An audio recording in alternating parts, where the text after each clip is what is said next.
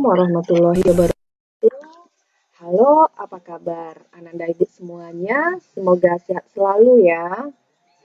Nah, di video kali ini kita akan melanjutkan materi dari video sebelumnya, yaitunya tentang mengkonstruksi informasi dalam teks prosedur.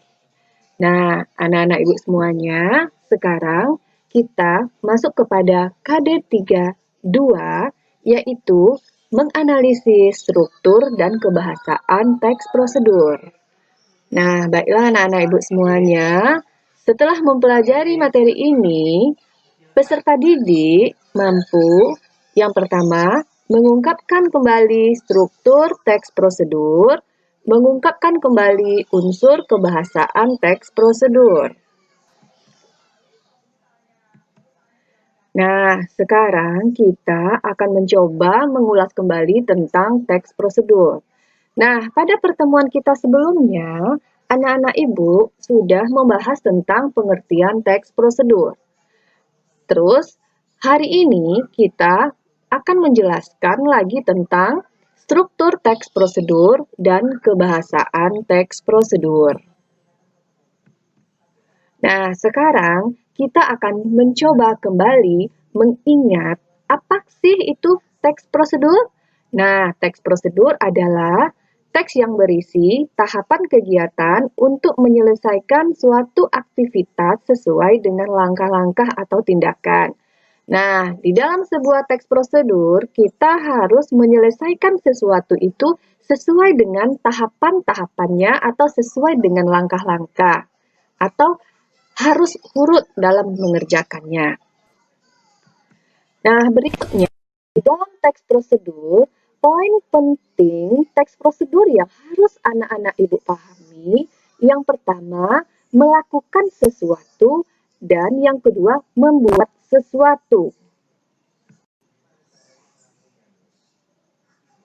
Nah, berikutnya kita akan mencoba menjelaskan tentang struktur teks prosedur. Nah, di dalam struktur teks prosedur yang harus anak-anak Ibu perhatikan, struktur teks prosedur ada 3.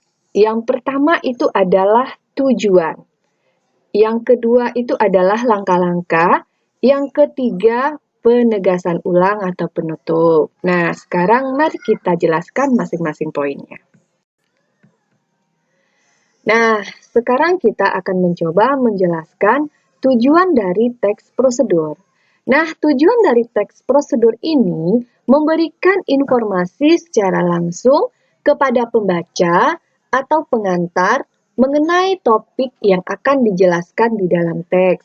Nah, maksudnya adalah di dalam teks prosedur kita harus mengetahui apa sih tujuan dari teks tersebut.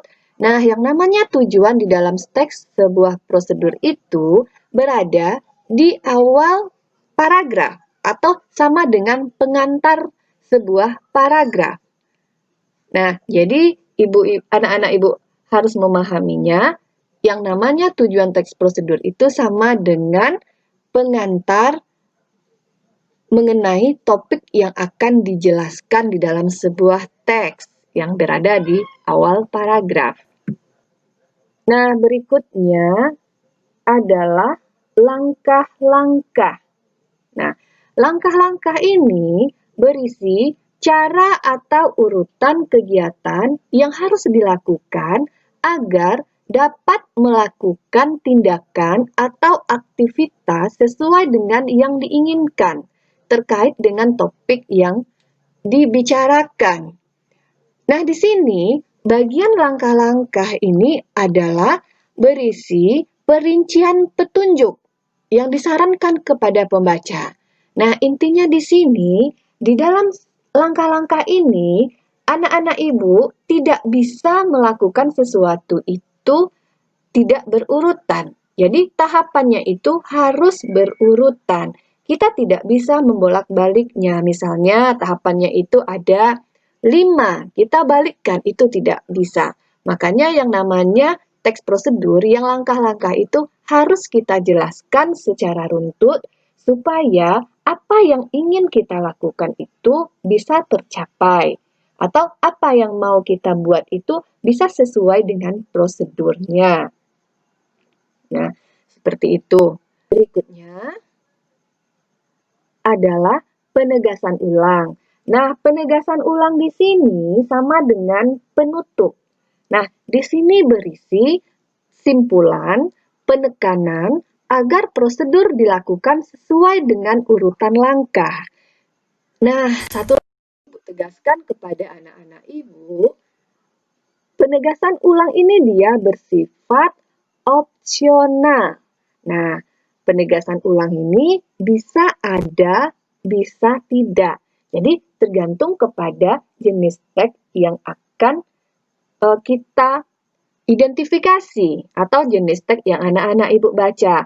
Nah, misalnya kemarin pada pertemuan sebelumnya kita sudah menjelaskan contoh tahap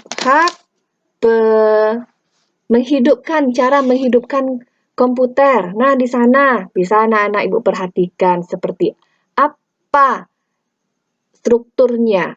Apakah ada ketiga struktur itu atau tidak. Nah, jadi anak-anak Ibu ternyata tidak ada pernyataan atau penegasan ulangnya karena dia hanya langkah-langkah saja. Nah, jadi itu yang harus anak-anak Ibu perhatikan.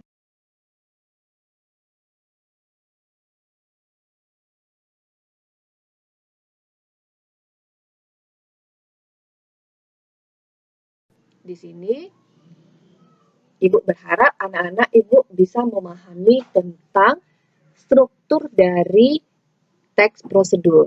Nah, sekarang kita akan coba melanjutkan lagi kaidah kebahasaan prosedur. Kaidah kebahasaan teks prosedur itu banyak menggunakan kalimat imperatif. Nah, yang pertama, dia banyak menggunakan kalimat imperatif. Nah, apa sih kalimat imperatif itu? Ya, kalimat imperatif itu adalah kalimat perintah. Nah, kalimat perintah atau kalimat imperatif itu ditandai dengan akhiran i, akhiran kan, dan partikel lah. Nah, di sini bisa dilihat contohnya. Ada pulihkan, pilihlah, hindari. Nah, yang kedua, menggunakan kata-kata teknis. Nah, kata-kata teknis yang dimaksudkan di sini adalah kata-kata teknis yang sesuai dengan topik yang dibahas. Nah, contohnya strategi, psikologis. Nah, kalau misalnya kata-kata teknis ini sesuai dengan contoh kita tadi di bidang komputer, misalnya itu ada akses, ada aplikasi, ada instalasi, ada CPU, dan lain-lain sebagainya. Jadi anak-anak Ibu itu bisa memahaminya. Nah, satu lagi, kata-kata teknis ini harus sesuai dengan atau artinya harus sesuai dengan Kamus Besar Bahasa Indonesia. Nah, berikutnya, yang ketiga, menggunakan konjungsi yang menyatakan atau yang bermakna penambahan. Nah, contohnya di sini ada konjungsi atau kata penghubung dan, serta, lagi pula, di samping itu, selanjutnya, kemudian, oleh karena itu, lalu, setelah itu, dan sebagainya. Jadi, banyak sekali contoh untuk yang bermakna penambahan ini yang bisa anak-anak Ibu pahami. Nah, berikutnya, banyak menggunakan pernyataan persuasif. Nah, contohnya, bila Anda belajar sambil tidur-tiduran, lambat laun Anda pasti akan tertidur. Nah, bisa kita lihat di sini pernyataan persuasifnya. Apa sih itu yang pernyataan persuasif? Ya, pernyataan persuasif itu adalah sifatnya mengajak atau meyakinkan pembaca.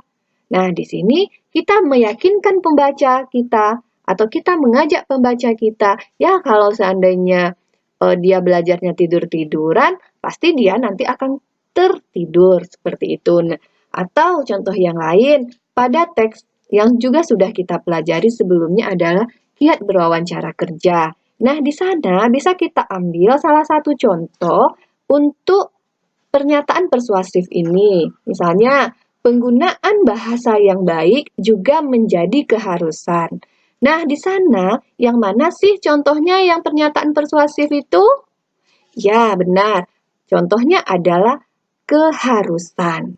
Nah, di sana sifatnya persuasif karena sifatnya adalah mengajak atau mempengaruhi pembaca itu sendiri. Nah, berikutnya contohnya juga ada. Singkatnya akan lebih baik bila kita bla bla bla dan seterusnya maupun nonverbal. Nah, di sana juga ada contohnya pernyataan persuasif. Nah, contohnya adalah akan lebih baik bila. Nah, di sana termasuk contoh pernyataan persuasif. Nah, jadi Ibu berharap anak-anak Ibu bisa memahami kaidah kebahasaan di dalam sebuah teks prosedur. Jadi, bisa anak-anak Ibu ingat 4 kebahasaannya itu. Nah, juga bisa anak-anak Ibu ingat kembali tentang struktur